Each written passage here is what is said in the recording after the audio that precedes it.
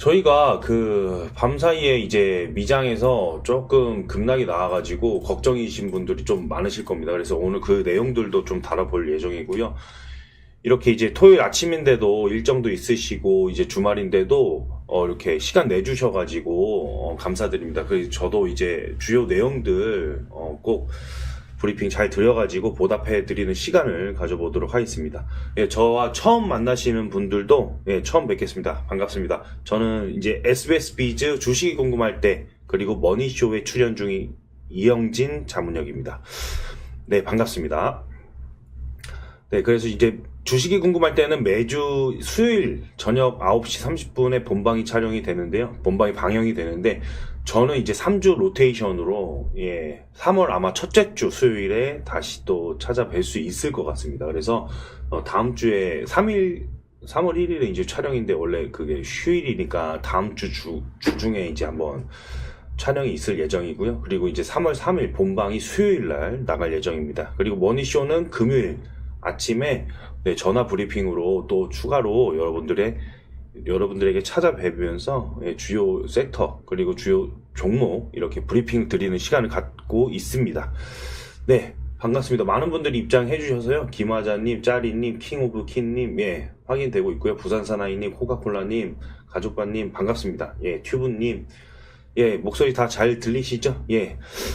자, 그럼 일단은 지금 현재 그 미장에서 어떤 일이 일어났는지를 먼저 한번 봐야 될 것 같아요. 오늘은 조금 제가 한 5분 정도 늦게 이렇게 시작하게 되어서 바로 시작하도록 하겠습니다. 네, 일단은 저희가 미증시가 꽤 부진한 이유가 있었다. 그게 바로 결국에는 어쩔 수 없어요. 이게 경기 둔화. 이 경기 둔화가 다시 시작되는 거 아니야? 라는 이런 기조가 있었기 때문이거든요. 근데 일단은 지금 미국 경제 자체가 소비가 70%를 차지한다고 제가 일전에도 말씀드린 적이 있었을 겁니다. 근데 최근에 이 소비 둔화 조짐이 곳곳에서 나타나고 있었기 때문인데 지금 현재 미국 서비스 PMI를 봤을 때 그렇다는 거고요. 일단은 지금 2월 제조 PMI는 그래도 51.2에서 51.6 이렇게 발표가 됐어요. 좋았는데 서비스 PMI가 지난달 이제 52.9에서 이번 달 49.7로 급락을 하면서 이렇게 50 밑으로 내려왔다는 것은 경기 위축 국면에 이렇게 접어들었다라고 이제 해석이 되는 겁니다. 이렇게 서비스업이 둔화가 된다면은 소비가 줄어들겠죠. 그리고 이제 결국에는 기업들이 실적 악화로 이어지는 과정들을 염려하는 거예요. 이게 이어지는 겁니다. 이게 소비자 심리 지수로 이어지는 겁니다. 이게 예상보다 낮은 한 64.7 정도로 기억하는데 이렇게 발표가 되면서 소비자들이 경제를 더 비관적으로 약간은 보고 있다라는 것을 좀 시사하게 되었죠. 그래서 물가 상승과 금리 부담 속에서 소비 심리가 위축됐다. 그래서 여기서 이어지는 게 기존 주택 판매 건수가 4.9%가 감소하게 됩니다. 그래서 사람들이 주택을 덜 산다는 것이 경제 활동이 이제 줄어들고 있다. 뭐 이렇게 신호로 해석되는 거거든요. 그래서 이런 경제 지표들이 나오면서 조금 안 좋게 나오면서 이제 경기 불안 심리가 이제 불을 지피게 되었고, 이거 좀 불안한데 하면서 추가적으로 발생한 게 바로 신종 코로나 바이러스. 이 이슈 너무 지겨워요. 또 등장했습니다. 중국 연구진이 코로나19와 유사한 이제 전염력을 가진 신종 코로나 바이러스를 발견했다는 소식이 터져버렸어요. 그래서 과거에 2020년 때 그 공포감이 트라우마가 한 번 더 작용이 되면서 시장의 공포감을 좀 더했다라는 그런 해석이 됐는데, 그래서 그 코로나 관련 제약 그리고 백신 이런 관련주는 뭐 반등을 보였었습니다. 물론 이제 경기 방어주에 대한 성격도 있었지만은요, 모더나 같은 종목들이 올라갔고요, 그죠? 그리고 이제 기술주들은 일부 다 이제 차익 매물이 나오건 아니면 매물 출회가 나오건 이런 식으로 이제 해석이 돼버린 거죠. 그래서 이제 일단은 테슬라 입장에서 저희는 이제 좀 테슬라 브리핑을 지난주에 좀 방송에서 드리고, 그리고 이제 방영이 되고, 지지난주에 방영이 또 됐죠. 그리고 나서 하락하던 테슬라의 주가가 바닥을 짚고 조금 올라오나 싶었는데 다시 일부 회귀하는 모습을 보였거든요. 오늘 한 4.68% 정도 빠졌을 겁니다. 일단은 리비안이 올해 차량 인도량이 예상보다 조금 부진하다. 뭐 이렇게 발표하면서 전기차 시장 아직까지는 성장이 둔화가 맞구나. 뭐 이런 느낌. 그래가지고 루시드도 좀 빠지고, 근데 좀 조심해야 되죠. 루시드 아예 컨택 안 하는 게 좋습니다. 그렇죠? 그래서 전기차 시장에 대한 전반적인 부진에 따른 하락이다. 근데 이제 테슬라 입장에서는 좀 그게 사실 성장성이 아니라고 제가 많이 말씀을 드렸는데, 이렇게 매크로뷰가 내려가고, 어떻게 보면 매크로뷰가 이런 식으로 내려가고 이제 주도주들이 조금 더 조정이 나왔을 때, 저는 점진적인 매집 관점에서는 정말 주요한 저희한테 다가올 수 있는 시점이다라고 계속 바라보고 있습니다. 근데 다만 오해는 하지 말으셔야 될 게 뭐냐면, 그러니까 테슬라는, 그러니까 예를 들어서 제가 그때도 이제 그랬어요. 400불 이하에서, 그리고 전후 구간에서도 마지막 브리핑을 드렸을 때 오버슈팅이 나왔어요. 한 20% 올라갔죠. 그러니까 488불 정도까지 찍었어요. 그런데 일단은 여기에서 단기적인 관점으로 난 충분해 하면서 입절하시는 분도 계세요. 이게 나쁜 건 아니에요. 그런데 중요한 건, 저는 이제 이 상승 모멘텀을 400불 대 500불 대 이렇게 보는 게 아니거든요. 사실 나중에 이제 더 구체적으로 말씀드리겠지만은, 이게 목표가가 미장에서 빅사이클이 좀 장기적으로 끌고 왔을 때 완전 하이를 찍을 수 있는 과정들이 좀 많아요. 그래서 이제 글로벌 트렌드를 선도하는 기업들은 사실상 이제 좀 단기적인 모멘텀은 지양하는 편입니다. 왜냐면은 미장이니까요. 그런데 이제 국장에서는 좀 단기 모멘텀이 있는 것들을 많이 활용해서 매매를 하는 것을 많이 보셨을 겁니다. 근데 이제 미장만큼은 조금 그렇고, 특히 이제 이런 대장주 같은 경우는 좀 잘 모아가지고 오히려 비중이 적게 올라가면 좀 아쉽거든요. 밑에서 잘 모아가지고 하는 방법이 중요한데, 중요한 건 매크로뷰 확인하면서 업황 확인하면서 점진적인 매집이 중요하다. 점진적이지 않으면 심리가 흔들리게 되고요. 비중이 한 번에 공격적으로 투자하게 되면요, 모든 포트폴리오에 내가 100% 비중이 차지하고 있어요. 그러면 이번 사이클에 당연히 민감하게 대응했어야 돼요. 근데 저희는 수익 중인 게 일부 내려왔지만, 그러니까 미장 종목 중에 빅수익 중인 것도 많이 내려오긴 했어요. 그런데 중요한 건 매입을 더 할지 아니면 입절을 할지 지금 고민해도 늦지 않은 종목이 있고, 그리고 오히려 이런 하락에서 제가 주요 눌림목에서 매집 비중을 더 늘리려고 대기했던 물량도 있거든요. 그래서 그런 부분들을 이 다음 주에 실적 발표에 더불어서 같이 생각을 해야 됩니다. 그래서 이런 부분들은 제가 추가적으로 또 브리핑을 드릴 예정이에요. 근데 공격적인 비중은 절대적으로 아니다. 그래서 정말로 점진적으로, 정말로 보수적이어가지고 얼마 전에 매매 좀 공격적으로 돌려주세요 이렇게 말씀을 하시더라고요. 그래서 제가 아닙니다, 지금 조금 자중해야 될 것 같아요. 매크로뷰랑 다 좀 확인하고 또 좀 그렇게 천천히 좀 진행할게요.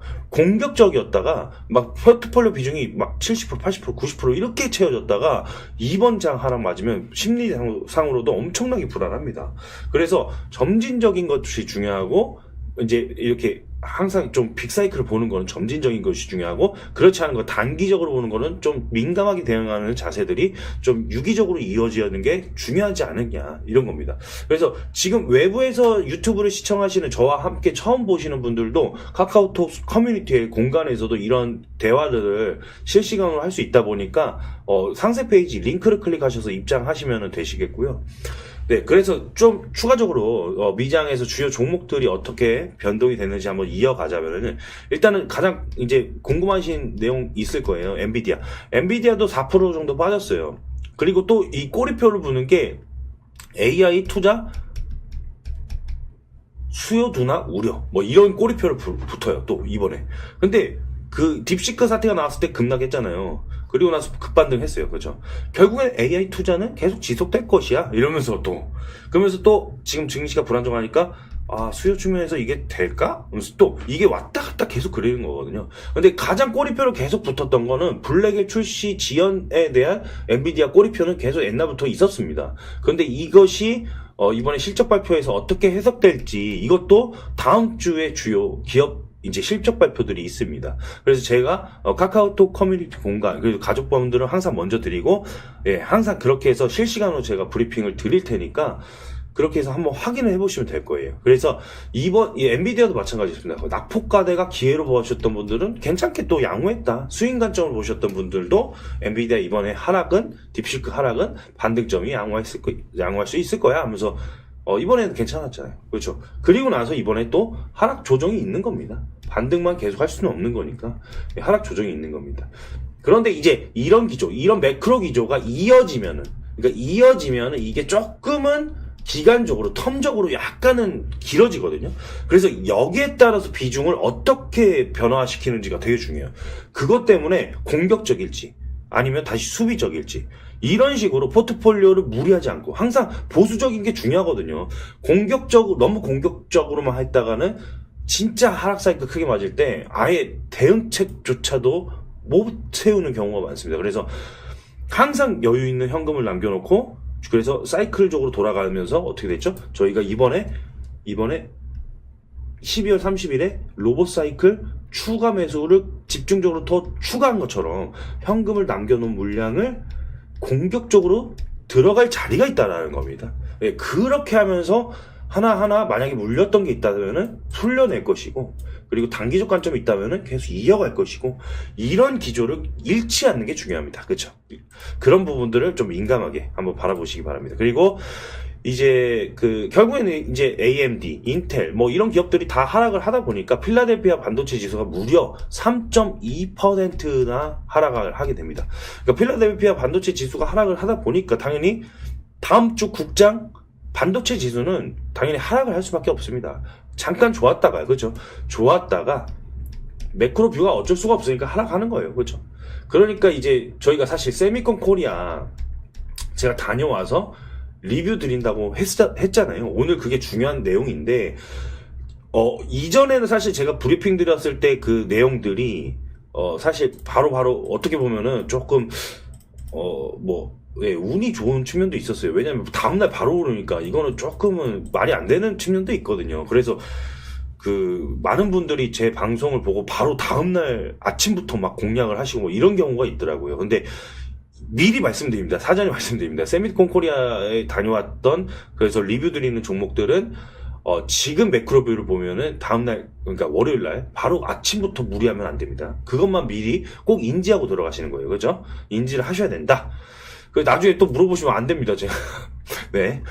그리고 일단은 그러면서 일단은 그게 있었어요. 그래도 특징 섹터가 있었는데, 중국에서, 중국 기업들은 조금 반등이 좀 괜찮게 나오고 있다. 미국 시장이 조금 불안한데 이게 중국 쪽으로 수급이 좀 쏠리는 거 아니냐. 그게 알리바바가 최근에 이제 AI 투자 확대 소식이 있었고 유명한 투자 라이언 코엔이 또 10억 달러 투자를 했다 하면서 알리바바도 한 5% 올랐고요. 판도도 샤오펑 이런 유명한 기업들. 그리고 이제 이런 기업들이 사실 이제 트럼프가 시진핑과의 무역 마찰이 다시 무역 완화로 좀 이어지는 과정들이 있었잖아요. 그래서 미중 무역 관세에 대한 완화 가능성이 제기가 되면서 이런 중국 쪽의 그런 기업들이 반등이 나오는 거거든요. 그전에는 딥시크 여파로 인해서 중국 쪽에서 관련 종목들이 올랐잖아요. 그 이후에 이런 기조가 이어지는 겁니다. 그렇죠? 그래서 미국 시장은 하락하는데 중국 주식을 오르는 그런 기이한 현상들이 지금 나타나고 있다. 그러면 일단은 미국 주식은 어떻게 됩니까? 지금 현재 안전자산 선호로 당연히 경기 방어주 쪽으로 수급이 좀 쏠렸겠죠? 경기가 불안하면 돈이 몰리는 것은 당연히 경기 방어주 쪽입니다. 코카콜라, 워렌 버핏 때문에 유명하잖아요. 그죠? 펩시코, 이런 종목들. 그리고 소비가 줄어도 이제 필수 소비재, 음식, 음료, 이쪽은 꾸준히 소비가 되기 때문이죠. 그죠? 우리나라 쪽에서도 당연히 이런 기업들이 있고, 또 플러스, 통신주, 이런 거. 통신 방어주, SK텔레콤, LGU 플러스, 이거 KT 전통적인 어떤 경기 방어주를 속하잖아요. 그죠? 그래서 이제 이런 부분도 있고, 그리고 존슨앤존슨, 머크, 이런 경기 방어주 쪽에서는 또 제약 헬스케어 쪽, 그리고 바이오엔텍, 모더나 이쪽은 또 추가 이슈가 있었다? 백신 관련주, 신종 코로나 이슈, 이렇게 되는 겁니다. 그래서 그러면 이번에 또 어쩔 수 없습니다. 또 코로나 관련된 사이클이 잠깐 또 반짝일 것이냐, 이런 거는 또 어떤 이슈에 따라서 봐야 되는 건데, 어쩔 수 없이 우리나라 월요일장은 이 경기 방어주와 플러스 코로나 쪽, 예, 그래서 제약바이오 헬스케어 쪽에 모더나와 연결되어 있는, 그렇죠. 이런 쪽으로 좀 시선을 바라보는. 그래서 뭐 진단 키트도 있고, 뭐 치료제도 있고, 이런 쪽 반등이 조금 갭상이 나오면서 출발할 수 있는, 네, 그럴 가능성이 높다라고 바라볼 수 있겠죠. 그래서 일단은 이제 미국 시장에서는 그래서 반도체, 전기차, 이런 빅테크 기업들 다 하락했다. 그리고 또 코스피에서 야간 선물이 1.25%나 하락을 했기 때문에 지금 당장은 이제 월요일부터 또 공격적인 자세를 너무 취하지 마시고, 그죠? 저희처럼 지금 수비적으로 보고 있다가 맥점에서 탁탁, 그리고 지금처럼 만약에 이제 코로나 쪽, 경기 방어랑 코로나 이슈 있었어? 그럼 코로나 쪽 잠깐, 국장에서 잠깐 이제 단기 스윙이나 뭐 이런 쪽으로 바라보시는 거죠. 그렇죠? 그래서 이제 이런 부분들이 있는데, 사실 이제 이런 경제 지표들이 엄청 막 걱정할 정도로 무너지진 않았어요. 그러니까 막 예전처럼 1년 하락 사이클, 뭐 1년 반 하락 사이클, 뭐 이런 거 아니기 때문에 이번 하락 사이클 이후에 다시 어떻게 턴어라운드 되는지를 좀 면밀하게 봐야 됩니다. 그러면서 비중 컨택이 그렇게 해서 점진적으로 진행되는 게 중요하죠. 그래서 이런 이제 심리적으로 우리가 이것을 알고 있어야 되기 때문에 투자 심리에서 흔들리지 않는 게 중요하다. 이게 가장 중요한 체크 포인트겠습니다. 자, 그러면은 이제부터 제가 그래서 아까 말씀드렸던, 그러니까 지난주 수요일이었어요. 그죠? 지난주 수요일에 오랜만에 제가 2차전지 브리핑을 다시 한번 시작합니다 라고 말씀드렸죠. 그러니까 2차전지 브리핑에서 원래 이제 LG 엔솔 쪽에서 전고체 이슈가 먼저 부각됐고, 그 다음에 이제 LG 엔솔 추가 이슈가 나오면서 LG 엔솔향 이제 관련된 기업들, 2차전지 기업들이 상당히 반등세가 강했는데, 여기에서 이제 전고체 이슈, 그러니까 여기에 반등이 나왔는데, 그때 전고체 주요 기업들이 조금 조정이 있었거든요. 그래서 다시 전고체를 꺼내 들어야지. 왜냐면 따라가는 것만 너무 쫓다 보면 큰일 나요. 오히려 따라갔을 때 같은 섹터, 2차전지 sek터가 전반적으로 반등이 나왔을 때 있잖아요. 이 전고체가 먼저 올랐잖아요. 그 다음에 제가 뭐라 했습니까? 원래 리튬 같은 거, 뭐 옛날에는 뭐 양극재, 음극재 이런 순으로 봤는데, 리튬 같은 거 항상 먼저 튄다. 그래서 리튬 같은 게 바로 그 주에 또 영상 이후에 튀었어요. 그죠? 그리고 또 전고체는 반면에 조정이 나왔는데, 전고체 빨리 알아봐야지. 조정이 나왔으면 바로 알아봐야죠. 그래서 예를 들어서 레이크 머티리얼즈, 이수 스페셜 케미컬, 이게 왜 대장인지, 그리고 여기에서 세컨더리 라인업이 한농화성, 왜 바라봐야 되는지를 좀 면밀하게 말씀드리면서, 방송에서 V 체크하시죠. 방송에서 이제 샵 V를 또 남겨드린 거예요.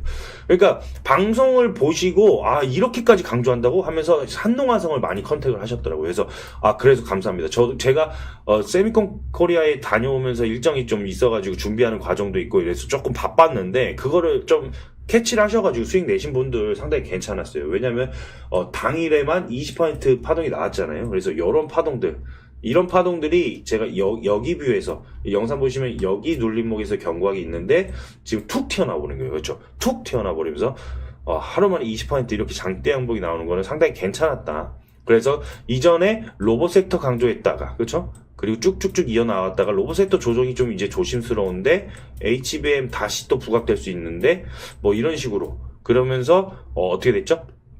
2차전지는 다시 또 새롭게 등장했고, 그 다음에 포스코 DX 같은 거는 로봇은 하고 싶은데 2차전지 반등 사이클도 조금 체크해 봐야 돼요. 그래서 포스코 DX 바닥에서 포스코 DX 같이 보면서, 포스코 그룹주가 괜찮으면은 뉴로메카까지 해가지고 이렇게 해서 익절했던 그런 사이클들이었습니다. 지난주는. 그렇죠. 그리고 이제 보시면은 바로 또 미래를 대비해야 되는 그런, 저희가 준비해야 되는 자세 때문에 제가 직접 다녀온 세미콘 코리아 직접 다녀온 사진을 이렇게 제가 준비했거든요.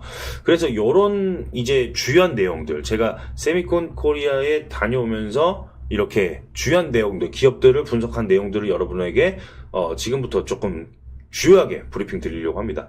그래서 지난주처럼 조금 많이 봐주셔가지고, 제가 이제 조금 어떻게 보면 기분 좋은 부담이 되긴 하는데, 그래도 앞으로도 계속해서 열심히 공부해가지고 여러분들에게 주요한 내용들 전달해 드리려고 합니다. 그래서 팔란티어 같은 방산주들은 기준은 어디에 맞춰야 될 거예요? 3일 내내 하락인데.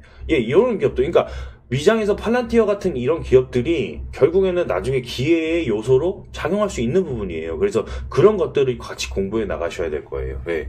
그래서 근데 이제 고점에서 사신 분 항상 걱정이라는 거예요. 그렇죠? 고점에서는 항상 이런 매크로뷰랑 단기 플레이를 하시는데, 만약에 고점에서 산다는 거는 단기로 난 자신 있어, 이런 뜻이거든요. 근데 단기를 한다는 거는 매크로뷰랑 업황이랑 이런 거 다 보셔야 된다는 거예요. 단기에 잘못, 그러니까 고점에서 물려서 비중도 빵 들어가서 눌리면, 이게 만약에 뇌동매매를 했다, 그러면 진짜 지양하셔야 되는 거예요. 근데 단기 플레이어다라고 하신다면은 그런 뷰가 지금 옳지 않았다는 거예요. 그러면은 내가 인정하고 그 다음에 다시 밑에서 쳐야지, 이런 거죠. 그러니까 그렇게 이제 바라봐야 되는 겁니다. 자, 일단은 제가 세미콘 코리아에 다녀오면서 여러분들에게, 그러니까 반도체가 미래의 핵심인 건 맞잖아요. 무조건 맞아요. 그런데 그러니까 과거에도 그랬어요. 2024년 세미콘 코리아에도 다녀와서 말씀드렸다시피, 사실 이제 이 반도체에서는 가장 큰 박람회 있고, 우리나라 이제 가장 핵심 기업들이 대거 모여 있다 보니까 저는 무조건 세미콘 코리아는 참석하거든요. 그런데 이제 여태까지 배터리 쇼라든지 로봇 박람회, 뭐 화장품, 키메스 의료기기 박람회, 뭐 이런 여러 박람회를 많이 참여했어도, 오늘만큼은, 그러니까 이번만큼은 가장 사람이 또 많은 박람회 중에 하나였다. 예전 2023년 마치 배터리 쇼처럼, 예, 그런 주요 섹터의 산업 박람회다 보니까, 예, 이렇게 이제 됐었다는 거죠. 자, 그러면 지금부터 본격적으로 시작해 볼게요. 일단은 제가 2024년에 그 세미콘 코리아에 방문을 했을 때 가장 중요한 기업, 거기에서 이거 좀 이상한데? 이거 좀 특이사항인데? 그러니까 원래는 저희가 이미 접했던 내용들이 많아요. 많은데 그 박람회에서 조금 눈여겨볼 수 있는 내용들이 좀 있는 기업들이 아무래도 그 세미콘 코리아 이후에 주가가 부각이 되면서 상승했던 이력이 있거든요. 그때 제가 체크해드렸던, 2024년에도 체크해드렸던 바로 FST입니다.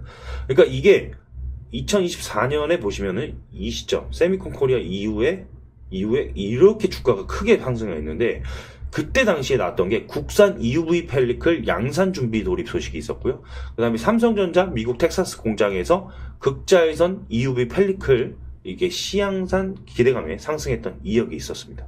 그리고 나서 이제 하락 사이클이 있었잖아요. 국내 이제 어쩔 수 없이 반도체 하락 사이클 있었고, 그리고 생각보다 이때는 실적이 또 좋게 나오진 않았어요.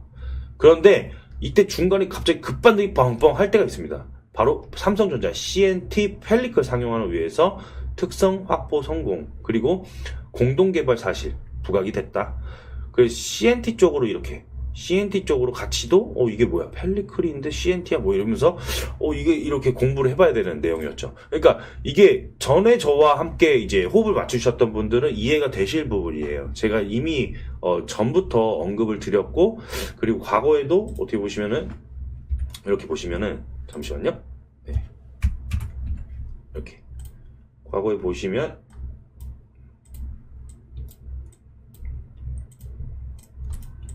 드래그가 안 되네요. 잠시만요. 렉이 좀 있는 것 같습니다, 컴퓨터가. 네. 여기 보시면 어쨌든 제가 강조하고 싶었던 거는 2024년 2월 달이었어요. 어쩔 수 없이 세미콘 코리아 다녀오고, 그 다음에 이때 EUV 펠리클 이렇게 보여드렸거든요. 보여드리면서 브리핑을 드렸는데, 그래서 이게 좀 신기하다. 왜냐면은, 이게 초과율, 침투율이, 이게 96에서 98까지 잡힌다고? 이건 좀, 이렇게까지는 원래 시장에서 바라보진 않았거든요. 기껏 해봤자 한 80% 수준으로 바라봤었거든요. 이거 약간 센세이션한데? 이렇게 바라본 거예요. 그래서 막 브리핑을 드렸는데, 빅사이클이 나왔던 거죠. 그런 식으로, 이번 2025년 세미콘 코리아에서도 이런 기업들이 나올 수 있을까? 이런 관점으로 막 회로를 돌리다 보니까 상당히 좀 머리가 아팠어요. 그러니까, 끝까지 어떻게든 좋은 기업을 발굴해야 되기 때문에, 여러분들에게 그렇게 안내를 해야 되기 때문에 조금 머리가 아팠죠. 그래서 이번에도 어쩔 수 없이 딱 들어가니까, 와, 그런 머리가 아픈 머릿속에서 팍 들어가니까 FSD가 또 바로 보이더라고요. 그래서 이 바로 FSD부터 이제 질문했던 내용들이 있었거든요.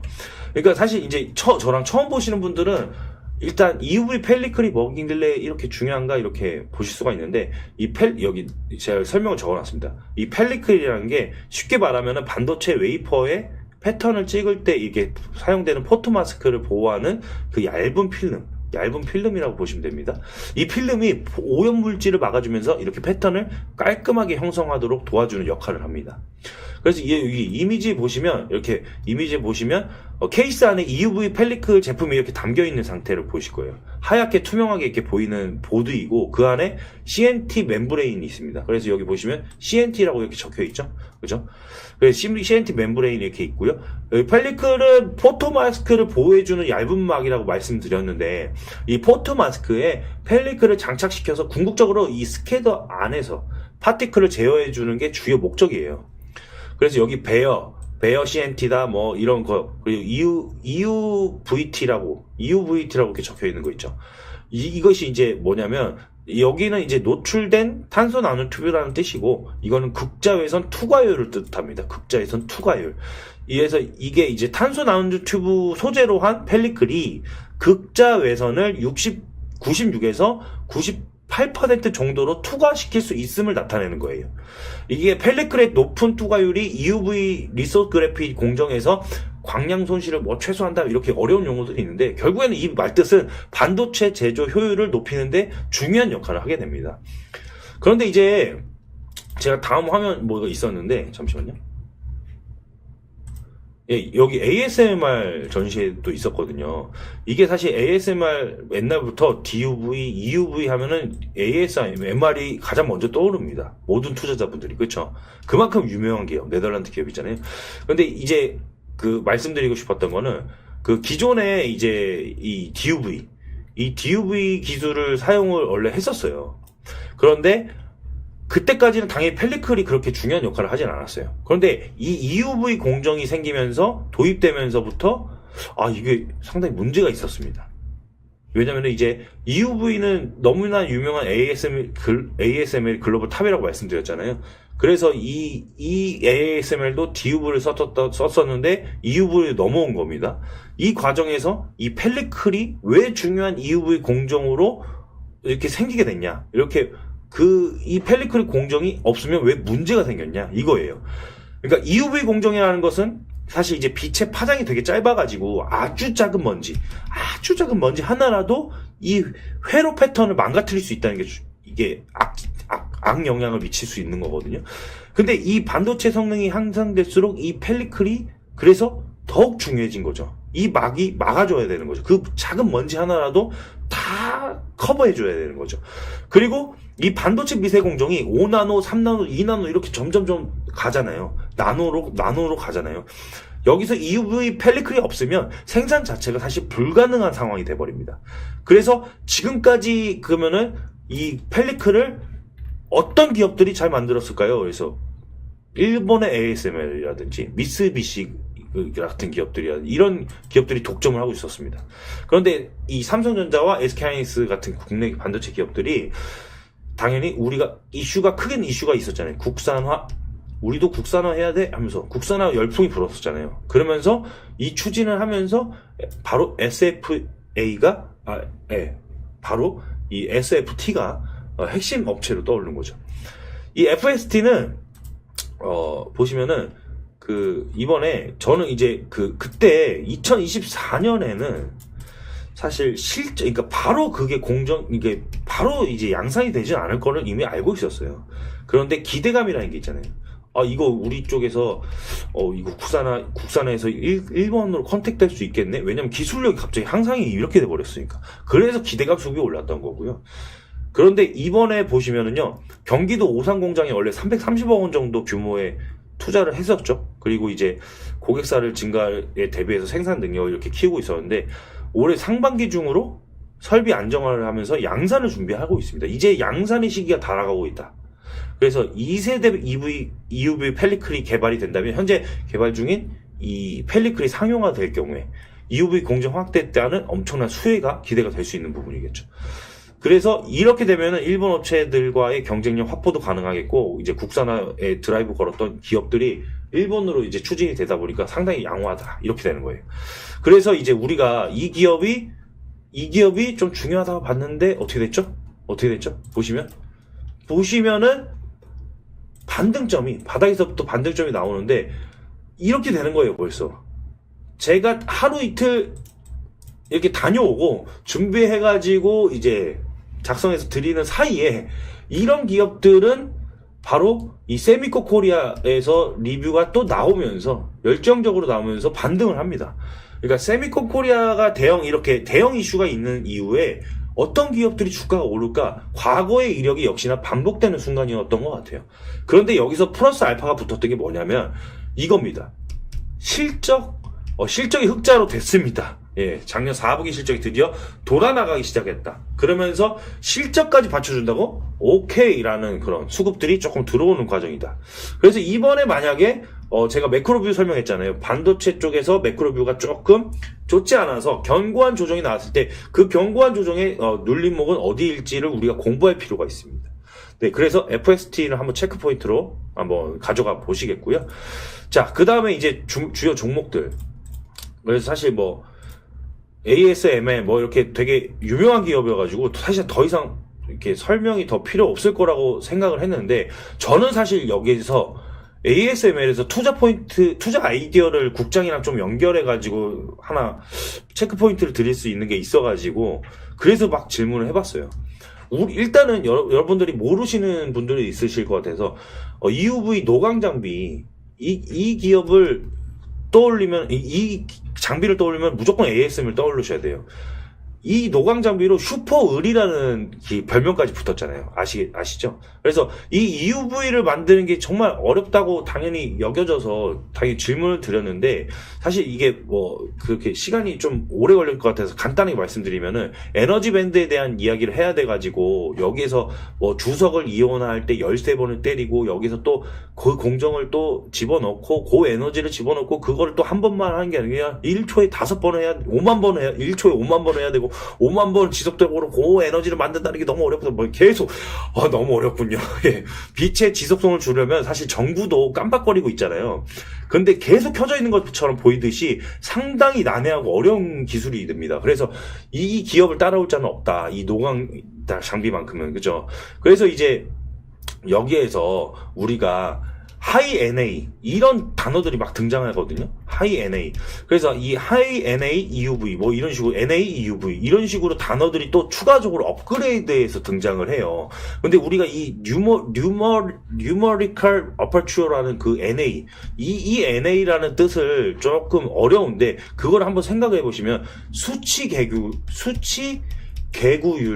개구율이라고 해가지고요. 이게 그러니까 뭐냐면은 그 웨이퍼에 들어가는 입사각의 크기를 의미한다고 이해하시면 돼요. 그러니까 쉽게 이해하시려면은 일반 망원경과 그 천체 망원경의 차이라고 보시면 됩니다.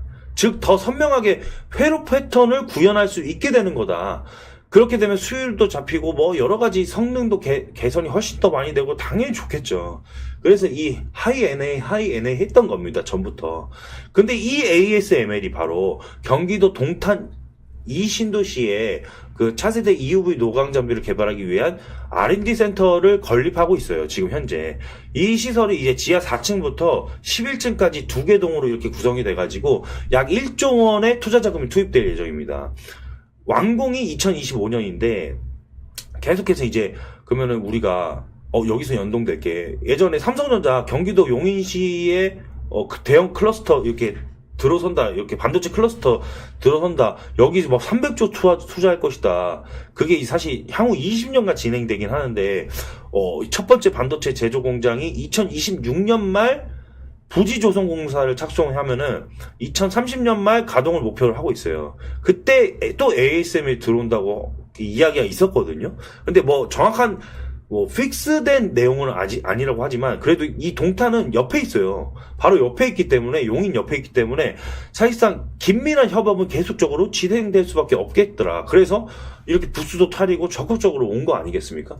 그래서 여기에서 한번 아이디어를 내봤습니다. 그러니까 R&D 센터도 짓고 있고 여러 가지 앞으로 이슈도 있을 텐데 부품 관련 좀 그런 부분들을 좀 여쭤봤어요. 파츠 쪽. 그러니까 아무래도 파츠 쪽이 상당히 비싸기 때문에 이거를 네덜란드로부터 다시 되돌려가지고 보내가지고 다시 사용하게 돼서 비용도 더 들고 또 AS도 받고 이렇게 되면은 기간이 더 늘어날 수밖에 없잖아요. 그러면은 서로 간에 불편하기 때문에 그래서 이 파츠를 한국 내에서 해외로 반출하지 않고 자체적으로 해결할 수 있으면은 좀 세이브되는 부분이 있겠죠.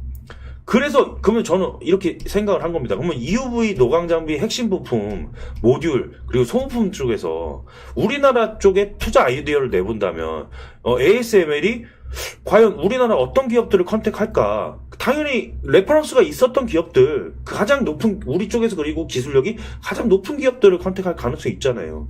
근데 하필이면 또 우리나라가 일본이랑 가깝기 때문에 이 방금 말씀드렸던 이제 펠리클 쪽을 사실 이게 FST로 할지는 모르겠어요. 이거는 약간 그런데 그래도 여기 과거에 우리가 같이 공부하면서 수익 냈었던 겁니다. EUV 공부하면서 그렇죠.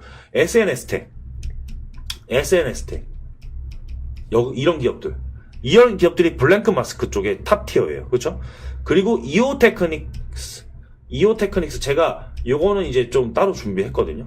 이오테크닉스 이런 쪽은 레이저 마킹 쪽에 EUV 쪽에 이제 파츠 쪽에 해당이 됩니다. 그래서 요런 기업들이 ASML 쪽에 러브콜이 올 수가 있어요. 추가적으로. 그래서 저는 이렇게 좀 바라보고 있었다라고 이제 제가 말씀드리고 싶습니다. 그리고 이제 시간이 너무 많이 지체되면은 사실상 여러분들에게도 좀 민폐이기 때문에 네 조금은 이제부터는 속도를 약간 내보겠습니다. 그러니까 제가 작년에 세미콘 코리아를 같이 연동해서 비교해 드리는 이유가 이 기업은 실적이 그래도 좋게 나올 것이야. 그리고 아까 뭐 FST 말씀드렸던 것처럼 갑자기 기술이 확 뛰었어. 뭐 이런 기업들을 찾으려고 하는 거거든요. 그때 2024 세미콘 코리아 제 눈에 들어왔던 거는 바로 파크 시스템즈였습니다. 여기 이게 현미경처럼 보이시잖아요. 이게 바로 원자 현미경 AFM이라고 하는 겁니다. 이게 첨단 나노 계측 장비라고 하는 건데 이 원자 현미경으로 유명한 이 기업이 사실은 이제 제가 실적이 너무 좋게 나올 수밖에 없겠다 이렇게 이해를 같이 해버렸었던 그런 상황이었던 거예요. 그러니까 이게 결국에는 지금 FST도 마찬가지고 파크 시스템 마찬가지고 이게 반도체 공정의 필수 보호막이 이 펠리클을 공급하는 FST 이것도 EUV 공정 확산 시에 수혜가 있을 수 있고 파크 시스템도 마찬가지고 반도체 공정의 필수 검사 장비인 이 AFM 공급 이것도 EUV 공정 정밀도 증가 시 당연히 수혜가 있을 수밖에 없어요. 그러니까 공정이 더욱더 정밀해지면 정밀해질수록 기술력이 좀 더 업그레이드면 업그레이드될수록 그만큼 뭐 파츠 쪽이라든지 이렇게 검사 쪽 이쪽은 점점 더 검사가 정밀하게 진행이 돼야 되고 파츠도 정밀하게 이제 기술력이 한 단계 업그레이드 돼야 되겠죠. 그 기술력이 업그레이드 되지 않은 기업들은요 사실 도태될 수밖에 없긴 합니다.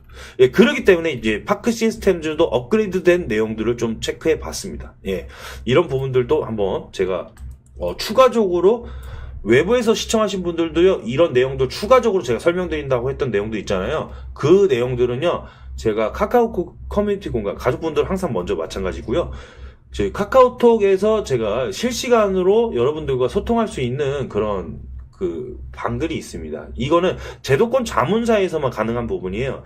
제도권 자문사가 아닌 분들은 양방향 소통 진행 자체가 안 됩니다. 양방향 소통할 수 있는 이 카카오톡 채널에서 여러분들과 추가적인 이야기들은 더 살펴보시면 좋겠습니다. 그래서 이제 이게 사실 그래서 저는 원자 현미경이라고 해서 이제 기존 현미경과는 다른 점들 이런 것들을 다 이해하실 수 있으면 좋다라고 해서 저 이렇게 해서 사진까지 찍었어요. 이게 예전에 뭐 2D면만 구현할 수 있다면 이제는 뭐 3D로도 구현할 수 있고 나노 단위까지 측정될 수 있고 신제품도 출시되고 뭐 이러면서 실적이 왜 좋을 수밖에 없냐 하면서 이번에도 좋았잖아요 실적. 예, 그러면서 오히려 반도체 애들 다 내려갔을 때 혼자서 약간 이렇게 올라왔는데 막 HBM이나 유리기판이나 뭐 액침 냉각처럼 어떤 갑작스러운 이슈에 따라서 하이 퍼포먼스가 나온 쪽은 아니에요. 안정적으로 실적이 우상향하는 기업 쪽으로 바라보면은 이런 기업들은 눌림목에서 항상 또 기회가 있다라고 보시면 됩니다. 자, 그러면 지금 지금부터 이제 사실 되게 중요한 내용이거든요. 이제부터 바로 핫한 섹터라고 할 수 있습니다. 그러니까 바로 이게 이전에 우리가 HBM 너무 중요합니다 하면서 공부 많이 했잖아요. 그 다음에 어떻게 됐죠? 유리기판 같이 공부했죠. 12월 중순에 엄청나게 다시 꺼내 들었습니다. 그렇죠? 그리고 나서 빅사이클이 나왔어요. 그리고 나서 연속적으로 공부했던 게 액침 냉각, 그렇죠? 액침 냉각 공부하면서 어떻게 됐죠? 그 다음에 CXL을 2월 6일에 바로 네오셈부터 공부해가지고 엄청난 빅슈팅을 또 만들어냈습니다. 그러니까 이 순서가 중요합니다. 그러니까 기술력이 아직 멀어요. 기술력이 먼데 CXL이 더 멀죠. 그러니까 약간은 소외됐다가 다시 올라오는 겁니다. 그죠? 그리고 HBM은 지금 실적이 찍히고 있잖아요. 그러니까 제가 항상 중요한 거는 지금 기술이 발전하는데 내러티브의 숫자로 증명할 수 있는 거는 주가가 먼저 올라요. 그리고 유리기판도 양산이 지금 임박해 있어요. 그리고 어떻게 됩니까? 액침 냉각은 또 지금 러브콜을 보낼 수 있죠. 칠러 장비 쪽으로 해서 이미 GST나 많이 말씀드렸습니다. 제가 영상에서도 많이 소개드렸고요. 한 달 벌써 됐습니다. 근데 GST 그 이후로 빅사이클 한번 나왔어요. 그렇죠? 그리고 저희가 그 과정에서 입절을 하는 겁니다. 그런 종목들을. 그리고 어떻게 됩니까? 이번에는 제가 그런 종목들을 너무 많이 말씀드렸다 보니까 숨은 강자가 있었는데 CNG 하이테크라고요. 그렇죠? 이 기업을 한번 소개해드리려고 했는데 안타깝게 일단은 오해하지 마십시오. 안타깝게 이미 너무 많이 주가가 상승했어요. 그러니까 이미 부각이 돼버렸습니다. 근데 그 바닥권에서 나머지 유리기판들이 많이 오르는데 뭐 필옵틱스, SKC 막 많이 말씀드렸잖아요. 많이 이미 오르는데 이 기업은 소외되고 있다가 나중에 축축축 부각되면서 빅사이클이 한번 나왔어요. 그러면 나중에 유리기판도 조정이 크게 올 겁니다. 지금 다시 한번 올 거예요. 조정이 오고 나중에 다시 또 반등이 나올 때 CNG 하이테크 얘가 만약에 눌려있다. 그러면 제가 항상 중요한 거 아시죠? 가장 대장주가 먼저 움직이고 그 다음에 후속주가 움직일 텐데 이 후속주 중에서 CNG 하이테크 같이 동시다발적으로 쳐다봐야 된다는 겁니다. 그때를 대비해서 미리 말씀을 드리는 거예요. 그렇죠? 이해가 되셨다. 지금까지 이해가 되고 있으시다 하시는 분들 1번 한번 눌러주십시오. 제가 잠깐 목 좀 축이고 하겠습니다.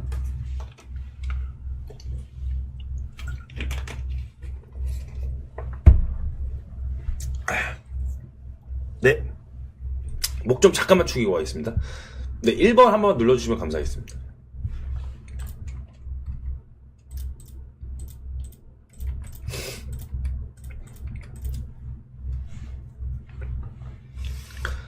네, 그래서 결국에는 이제 그 CNG 하이테크를 보시면은 우선은 이제 그 유리기판이라는 것 자체가요. 그러니까 기존의 플라스틱 기판에 비해 가지고 미세 공정의 활용성이 더 뛰어나죠. 그러니까 전력 소비를 약 30% 정도 절감할 수 있을 것으로 이렇게 알려져 있습니다. 이러한 특성 때문에 최근에 AI 반도체 시장에서 큰 주목을 받고 있었고, 이렇게 전력 소비를 잡고 발열을 잡고, 그러니까 이쪽이 제가 CS 2025 이후에 엔비디아 젠슨왕이 지금 내가 발표를 했는데 이게 발열이 안 따라온단 말이에요. 그래서 이 발열을 어떻게든 잡아야 돼. 그런데 지금 있는 것 쪽에서 캐파가 이미 끝났으니까 한국사 쪽으로도 이제 컨택을 하면서 어저께 기사가 나온 거예요. 액침 냉각 관련된 기사가 또 나와버린 거예요. 파트너사 구한다고. 제가 CS 이후에 이 발열 잡기 위한 싸움 진행이 될 거라고 제가 말씀드렸지 않았습니까? 그러니까 그 흐름들이 지금 이어지는 겁니다. 이어졌던 거고, 하필이면 근데 매크로뷰가 안 좋아가지고 약간 보수적이자 이거예요. 그죠? 그런 느낌입니다. 지금 현재 그런 느낌을 계속 잊지 마셔야 됩니다. 그래서 지금 현재 그 CNG 하이테크 입장에서는 그 평소에 이제 유리기판의 장점을 극대화하면서 이 표면이 조금 미끄러워가지고 발생할 수 있는 문제들이 있습니다. 근데 그 문제들을 그 타사 제품의 밀착력을 표현해 본다면은 한 2에서 5 뉴턴 퍼 센티미터라고 해가지고 이게 압력이 가해지는 그 힘이라고 하는데, 근데 이 CNG 하이테크의 유리기판은 7 뉴턴 퍼 센티미터.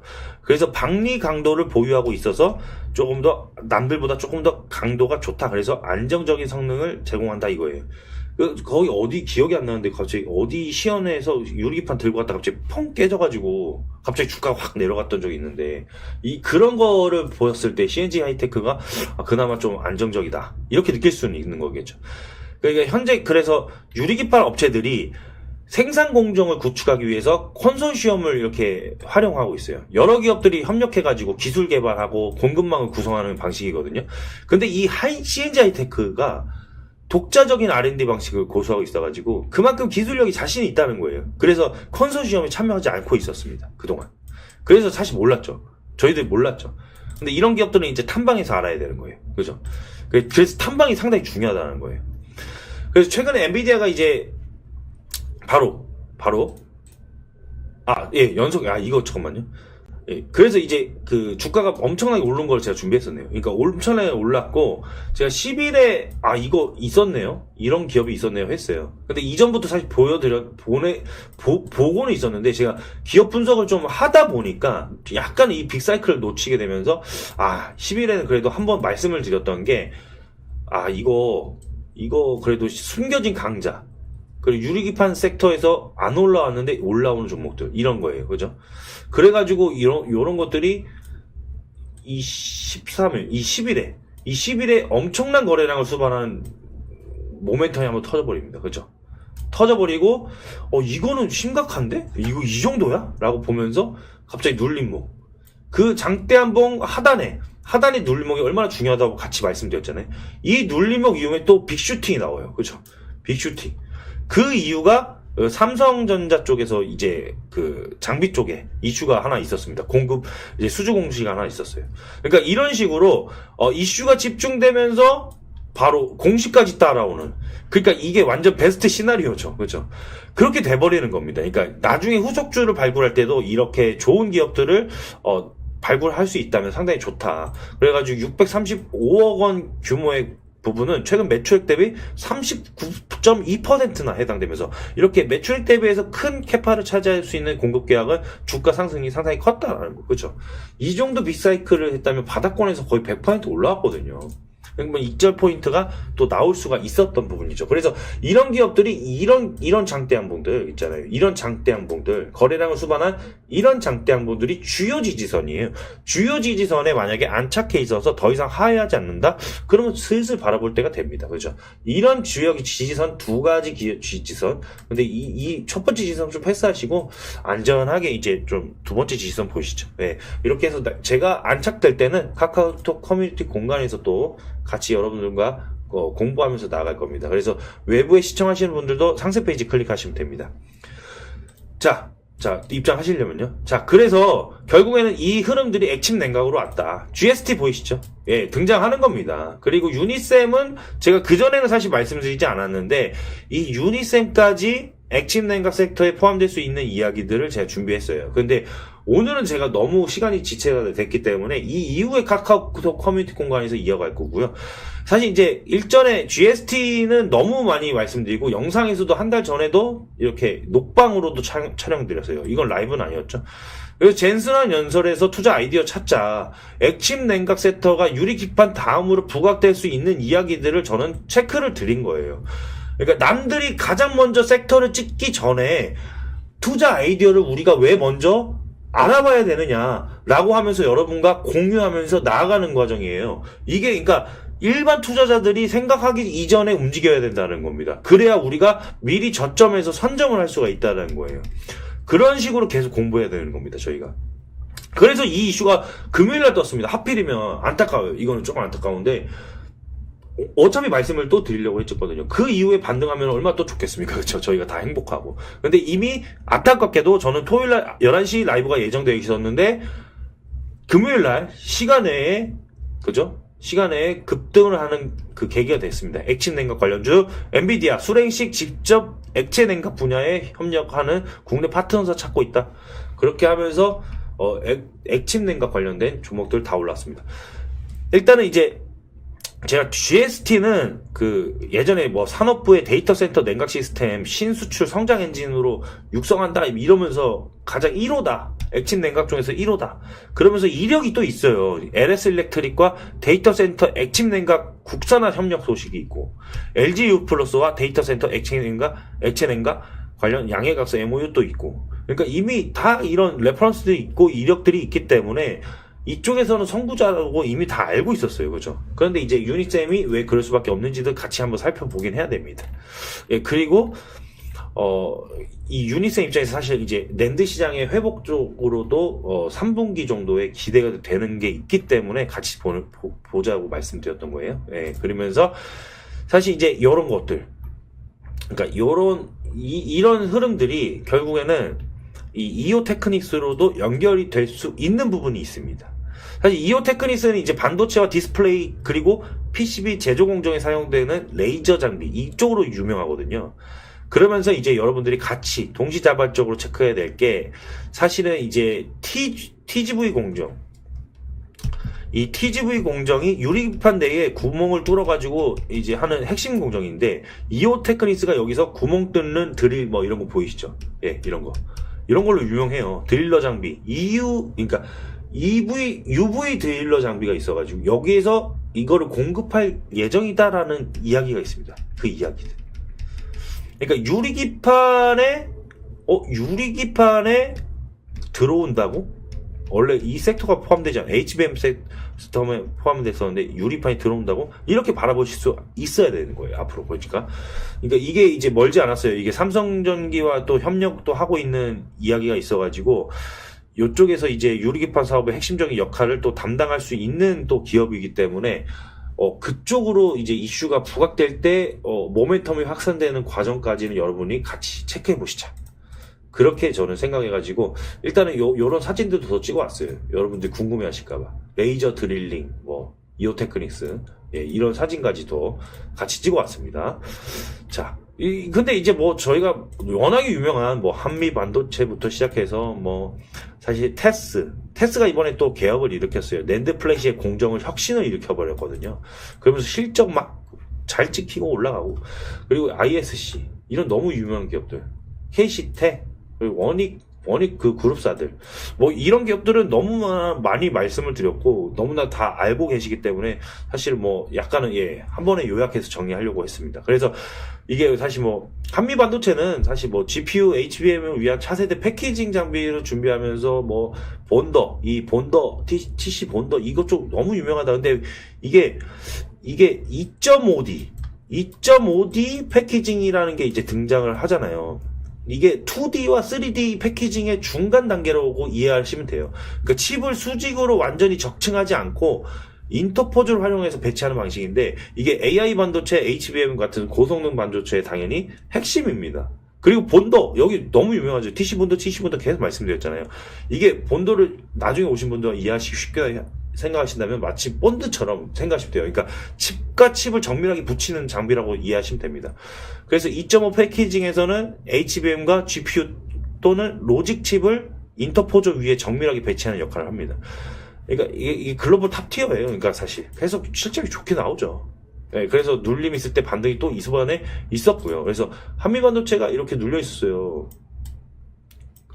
얘만 안 올랐던 거예요. 그래서 어떤 분이 여쭤보셨죠. HBM 섹터 가면요, 어느 정도는 이 정도는 다 반등 나올 겁니다. 예, 대장이니까요. 그러니까 그대로 진짜 나왔거든요, 반등이. 그리고 나서 이번에 또 다 같이 조금 하락하겠죠, 그렇죠? 그런 흐름이에요. 그런 흐름을 보시면 되겠고, 그 다음에 이제 제우스. 우리가 이제 이 기업들은 제가 또 추가적으로 주요한 맥점에서 또 설명드릴 거예요. 예, 이런 주요 기업들. 링크드 제네시스는 이제 뉴럴링크랑은 좀 연관성이 없어 보이긴 합니다. AI 비전 솔루션이 그래도 조금은 괜찮아 보이긴 하는데, 워낙에 대기업들이 자체적으로 좀 개발하고 있고 자체적으로 좀 레퍼런스가 있는 쪽만 컨택하다 보니까 이쪽으로는 조금 힘든 것 같긴 합니다. 예. 그리고 제우스 고영, 삼익 THK 이쪽으로 모여 있는, 제가 일부러 사진을 모이게 했던 이유는 아시죠? HBM인데 제우스 HBM도 같이 섞여 있는데 로봇도 하고, 그죠? 고영도 이번에 의료용 로봇으로, 수술용 로봇으로 엄청 주가 상승 엄청나게 했고, 삼익 THK도 로봇으로 제가 세컨드리 할 때 엄청나게 부각되면서 반등세가 엄청 강했었죠. 이런 기업들도 참여했습니다. 그러니까 이런 기업들이, 저는 사실 그때 당시에도 고영을 바닥권에서 수급이 엄청 없었을 때 의심은 하긴 했는데 상한가가 나버리니까 못 잡았다 이랬잖아요. 근데 이런 상태, 그러니까 바닥권에서 엄청나게 빅슈팅이 나올 때, 그때는 사실 추격 매수는 괜찮아요. 그때 시즌으로 돌아가면요. 근데 이제 그런 걸 다 놓쳤어요. 그러면 그때 당시에 그러면은 세컨들이, 저는 항상 그렇게 같이 바라보거든요. 그러면 제우스는 어떨까요? 라고 했어요. 왜냐면요, 이 제우스는 원래 세정 장비로 유명한 회사예요. 아톰이라는 장비가 있는데 이게 도쿄 일렉트로사의 경쟁사이기도 한데 이제 사실 도쿄 일렉트로닉이 조금 더 우월하겠죠. 근데 이제 제우스 역시 그래서 HBM 관련된 세정 장비를 공급하고 있기 때문에 HBM 관련주로 속하기는 합니다. 근데 이 제우스가 대표적인 이제 또 로봇 회사인 산코사의 로봇을 독점 유통하고 있어요. 그래서 로봇으로 관심을 많이 받고 있는 기업입니다. 그래서 제가 이게 HBM 섹터가 올라왔는데 조정이 좀 있었어요. 근데 로봇은 잘 나가고 있었어요. 그러니까 이게 두 가지 섹터를 동시에 해보시죠. 그러면서 고민하지 마시죠. 어떤 섹터를 하나 고를까? 그럴 때는 제우스다. 예전에도 제가 레벨업주로 선정하면서 빅사이클이 한번 나온 적이 있었다. 그만큼 실적도 좋고요. 다 좋습니다 하면서 제가 사진까지도 하나 이번에 준비했는데, 근데 어쨌든 제우스는 그 시점 이후도 또 빅슈팅이 괜찮게 나왔습니다. 그렇죠? 여러분들이 저와 함께 계속 영상을 추적해서 계속 저랑 함께 공부하시고 카카오톡 커뮤니티에서 같이 공부하시고 또 가족분은 당연히 마찬가지고요. 이렇게 공부와 같이 하시는 분들은 이 이야기를 다 이해가 되셔야 됩니다. 그래서 그때 시점으로 말씀드렸고 언급드렸던 종목들은요, 진짜 다 많이 올랐어요. 그렇게 해서 그런 사이클로 바라보셔야 되는 거예요. 이런 종목들을 바라보셔야 되는 거예요. 그래서 제가 이번에 그냥 약간은 같이 살펴보시자 하면서 이 사진을 찍었는데, 이게 그냥 물건을 테이블에 정확하게 놓는 그런 로봇이에요. 이게 근데 왜 중요하냐? 이게 정밀도입니다.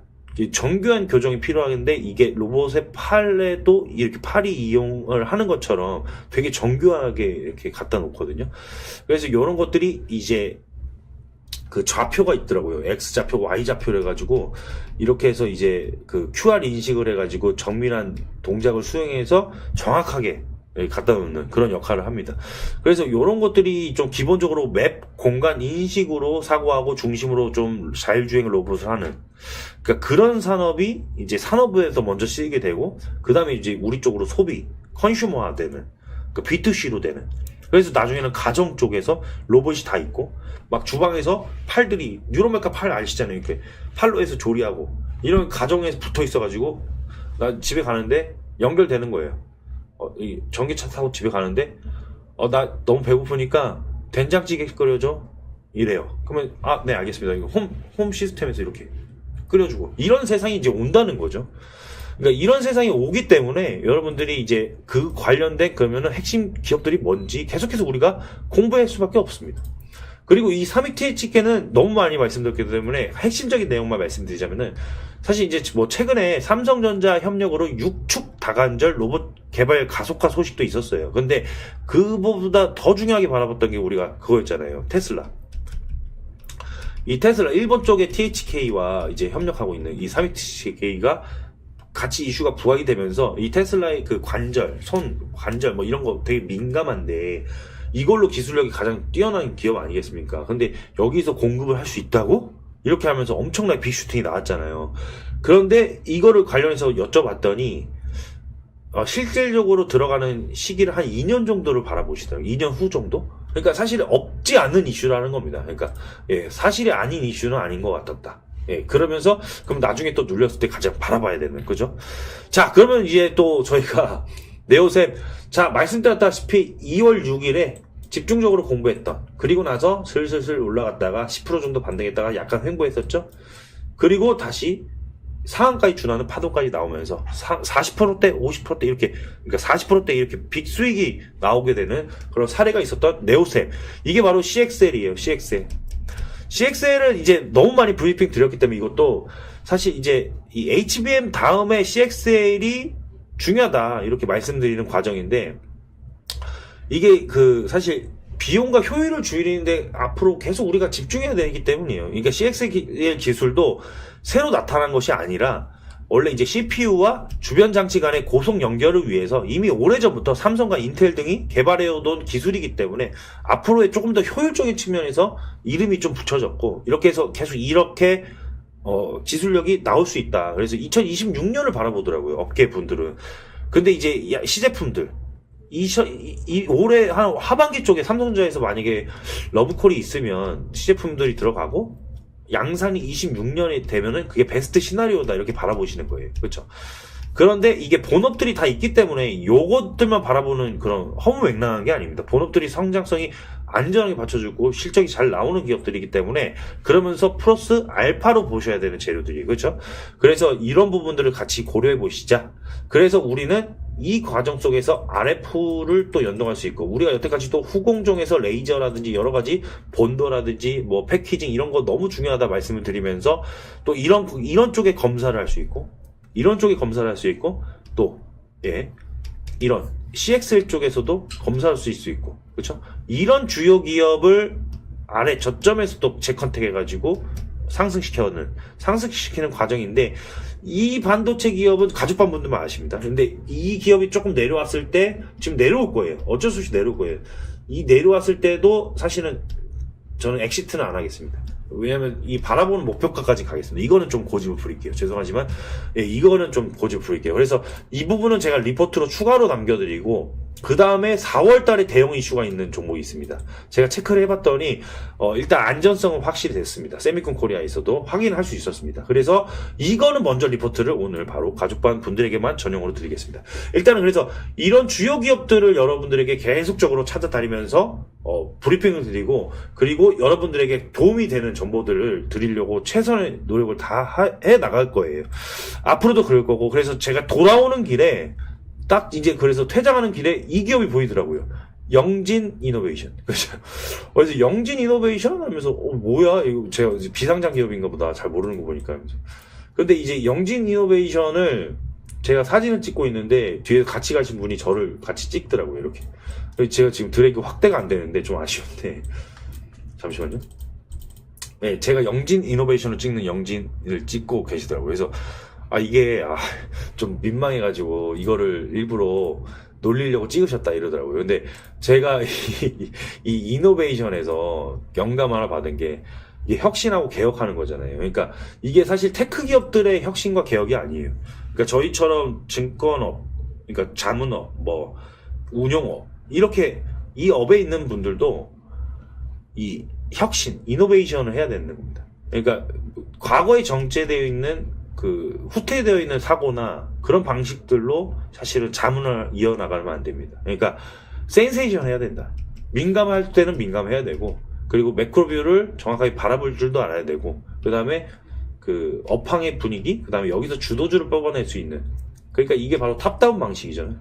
그리고 또 이 탑다운 방식만 고수해서는 또 안 된다고 봐요. 저는 바텀업 방식이라고 해서 수급이 왜 몰리는지 그리고 섹터와 재료와 이슈가 언제 일정이 있는지 그런 걸로 따지면서 주도주를 좀 선별하는 이런 것들은 단기 스윙에 활용하기 상당히 좋거든요.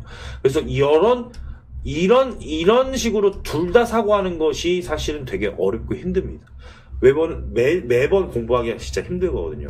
근데 지치지 않고 여러분들에게 진짜 한순간 한순간도 매번 최선을 다하겠다라고 여러분들 항상 약속드리면서 저는 이노베이션 하겠습니다. 그래서 영진 이노베이션. 그래서 저희는 마지막 마감 인사를 이노라고 하면서 마감하도록 하겠습니다. 그리고 아까 약속드렸던 브리핑은 이어서 드립니다. 약속드릴게요. 주말 시청해 주셔서 너무 감사드리고요. 1시간 10분, 1시간이 벌써 넘어버렸습니다. 그래서, 나머지 조금 더 디테일한 부분들은 항상 또 카카오톡, 그리고 가족반 텔레그램에서, 또 추가적으로 브리핑 드리도록 하겠습니다. 자, 그러면 마지막 인사는 이노라고 외쳐주시면 정말 감사하겠습니다. 그럼 주말 잘 보내시고 다음에 또 인사드리겠습니다. 감사합니다!